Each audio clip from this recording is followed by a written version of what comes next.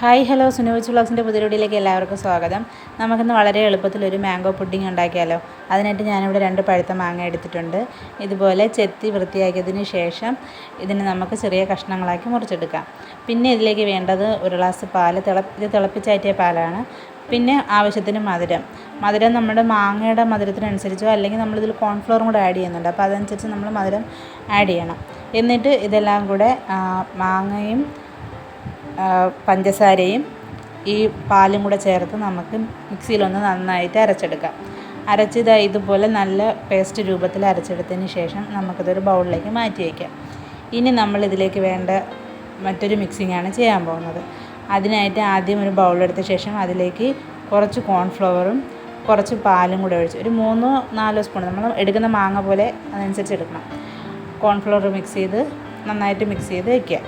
അത് കഴിഞ്ഞിട്ട് നമുക്ക് ഒരു പാൻ അടുപ്പത്ത് വെച്ച ശേഷം അതിലേക്ക് ഈ മാങ്ങ അടിച്ച് വെച്ചിരിക്കുന്നത് ചേർത്ത് ഇളക്കുമ്പോഴത്തേക്കും ഒന്ന് തുടങ്ങുമ്പോഴത്തേക്കും നമുക്ക് മനസ്സിലാവും.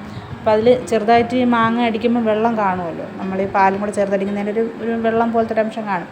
അതൊന്ന് ഇതായി വരുന്ന സമയത്തേക്ക് നമുക്ക് ഈ കോൺഫ്ലവർ കുറേശ്ശെ ഒന്ന് ആഡ് ചെയ്തെടുക്കാം. കോൺഫ്ലവർ ആഡ് ചെയ്യുന്ന സമയത്ത് ഒരുപാട് ഒരുമിച്ചെടുത്ത് ഒഴിക്കരുതെങ്കിൽ കട്ട പിടിച്ചു പോകും. കുറേശ്ശെ ഒഴിച്ചിട്ട് നന്നായിട്ടൊന്ന് മിക്സ് ചെയ്ത് അതിൻ്റെ ഈ പുഡിങ്ങിൻ്റെ ഒരു തിക്നെസ് നമുക്കറിയാമല്ലോ, ആ ഒരു രീതിയിലേക്ക് എത്തുമ്പോഴത്തേക്കും ഇളക്കുന്നത് മതിയാക്കുക. എന്നിട്ട് നമ്മൾ മധുരം ബാലൻസ് ചെയ്യാനായിട്ട് ശകലം ഉപ്പും കൂടെ ആഡ് ചെയ്ത് കൊടുക്കണം. ഇതിലിപ്പോൾ നമ്മൾ മിൽക്ക് മെയ്ഡോ അല്ലെങ്കിൽ ഏലക്കയുടെ ഫ്ലേവറോ അങ്ങനെയൊക്കെ ചേർക്കുന്നുണ്ടെങ്കിൽ കുറച്ചുകൂടി ടേസ്റ്റി ആയിരിക്കും.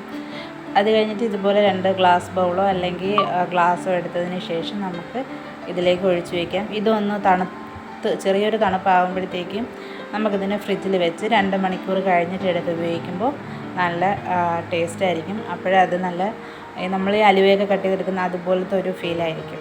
എന്തായാലും മാംഗോ സീസണല്ലേ, എല്ലാവരും ഒന്ന് ട്രൈ ചെയ്ത് നോക്കിയ ശേഷം അഭിപ്രായം കമൻ്റ് ആയിട്ട് ഇടുക. അപ്പോൾ അടുത്തൊരു വീഡിയോ ആയിട്ട് വരുന്നതായിരിക്കും. Tata, bye bye.